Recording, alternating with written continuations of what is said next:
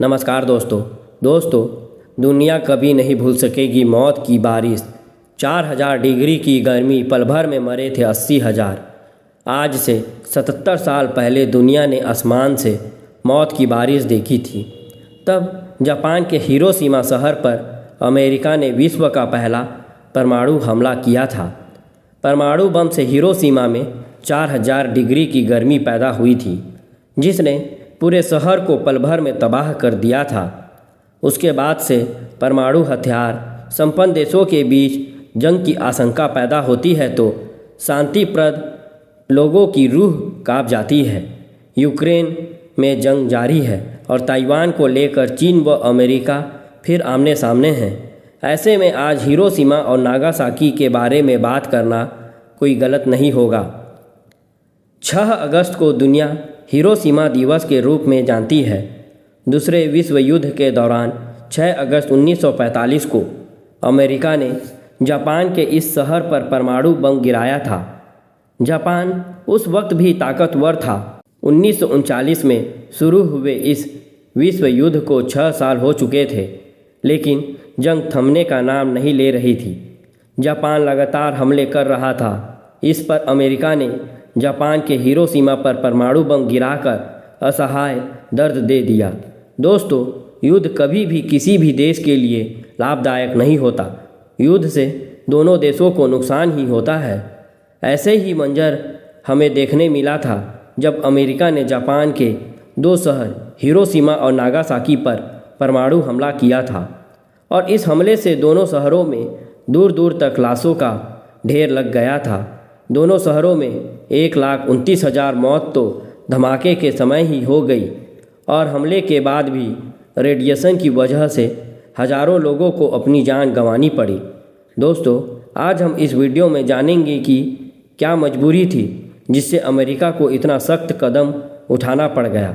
दोस्तों, इस हमला के पीछे का कारण जानने से पहले मैं बता दूं, second world war axis power और एलाइड पावर के बीच थी।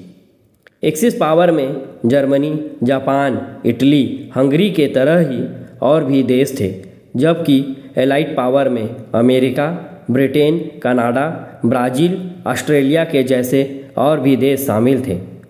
हिटलर के मृत्यु के बाद एक्सिस पावर में एलाइड पावर की तुलना में कमी दिखने लगी। ये सब होने के बाद भी जापान के राजा हिरोहितो सरेंडर करने को रेडी नहीं थे।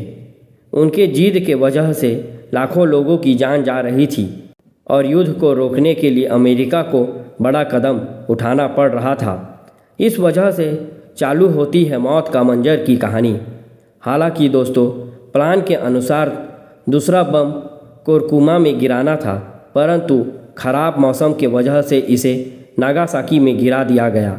हालांकि पहले बम के कंपेयर में इस बार कम नुकसान उठाना पड़ा जापान को, क्योंकि ये बम नागासाकी के एक पहाड़ पर गिरा था।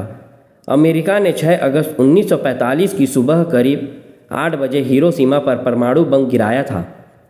धमाका होते ही 80,000 से ज़्यादा लोगों की एक झटके में मौत हो गई थी।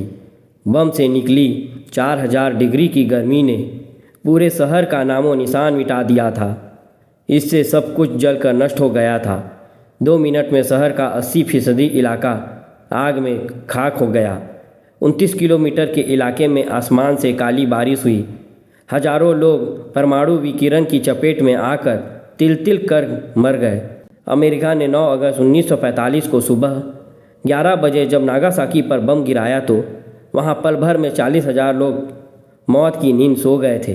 परमाणु हमले के कई सालों बाद तक जापान के इन शहरों के आसपास के शहरों में परमाणु विकिरण के कारण अपंग बच्चे पैदा होते रहे। आखिरकार भारी तबाही देख जापान झुका और उसने अमेरिका के सामने सरेंडर किया और दूसरा विश्व युद्ध खत्म हुआ। हिरोशिमा पर गिरे बम का नाम लिटिल बॉय और नागासाकी पर गिरे बम का नाम फैट मैन था। थैंक यू दोस्तों। यदि जानकारी अच्छी लगी हो तो इस चैनल को सब्सक्राइब करें, कमेंट्स करें।